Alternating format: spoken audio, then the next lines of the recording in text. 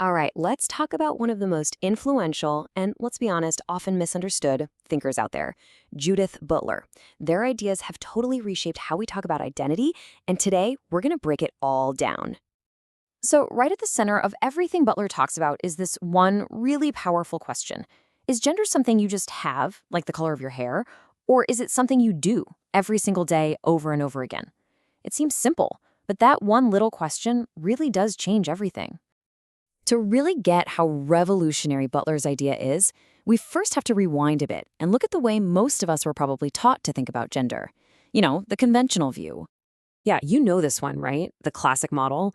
It says your sex, male or female, is just a simple biological fact.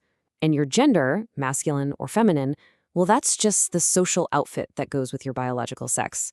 One determines the other, and the whole thing just feels permanent, unchanging, natural. Okay, but long before Butler came along, feminist thinkers have already started to poke some holes in that idea. They started to drive a wedge between what your body is and who you're supposed to be.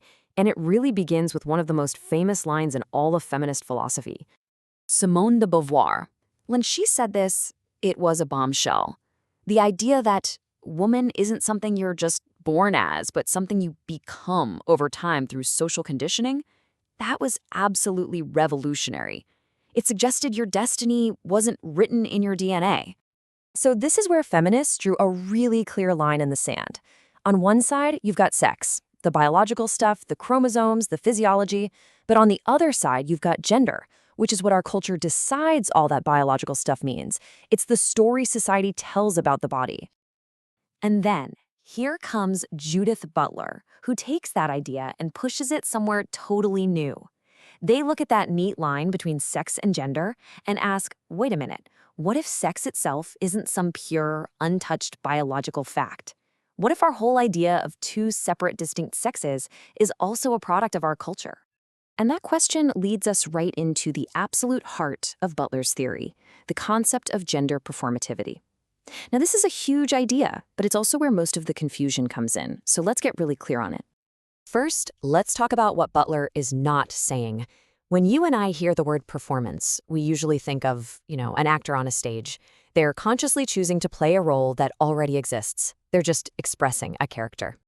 But performativity is totally different. For Butler, it's not a conscious choice you make in the morning. It's the thousands of tiny, repeated acts you do every day, the way you walk, talk, dress, gesture. Over time, all those little acts add up and produce the illusion that there's a stable gender identity inside you. Your actions aren't expressing an identity, they're literally creating it. Let's just put them side by side because this distinction is everything.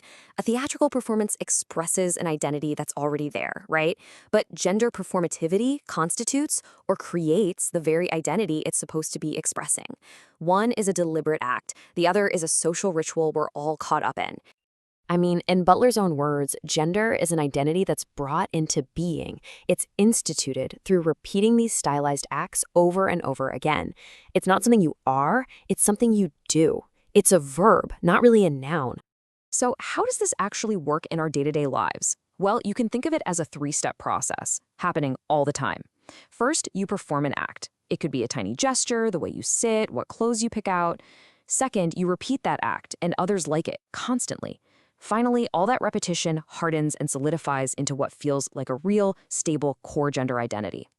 So, if our identity is sort of an illusion that we're all constantly building, what are the real-world consequences of that? And, where does this powerful idea run into some of its biggest challenges?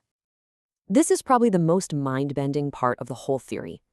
The big takeaway is that for Butler, there's no essential you behind your gendered acts. There isn't some inner core of manness or womanness that you're expressing. The self, the I, is actually brought into being through these performances. Your actions don't just express your identity. In a way, they are your identity.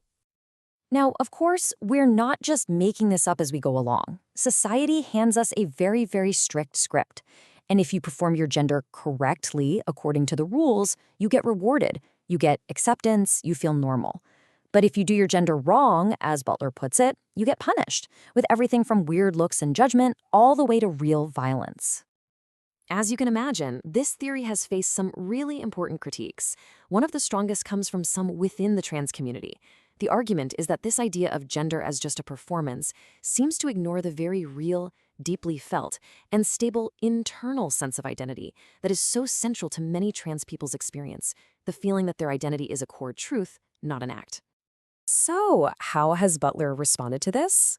Well, they've clarified their position over the years, explaining that the theory was never meant to invalidate anyone's personal experience of their own identity. The main goal, they've argued, is political. It's about resisting the ways that governments and institutions try to force people into rigid boxes and legislate who they're allowed to be. And there's another really crucial critique, that the theory can feel a bit Western-centric. Thinkers like bell hooks have pointed out that you can't really talk about gender in a vacuum.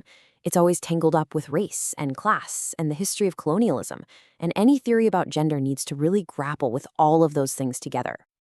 So after all of this, the complexities, the critiques, why are we still talking about it? What makes this theory so important that it continues to shape how we think and talk today? Well, here's why it matters so much. It fundamentally pulls the rug out from under the idea that the gender binary, man and woman, is some kind of natural, inevitable fact of life. Instead, Butler shows it to us as a compelling fiction, a story that's so powerful and so constantly repeated by all of us that we've mistaken it for reality. And this is the really hopeful part. If gender is just a performance based on endless repetition, well, then we can start to repeat it differently. Butler calls this subversive repetition. By consciously performing gender in ways that break the script, we can actually begin to challenge and stretch and change the cultural rules for everyone.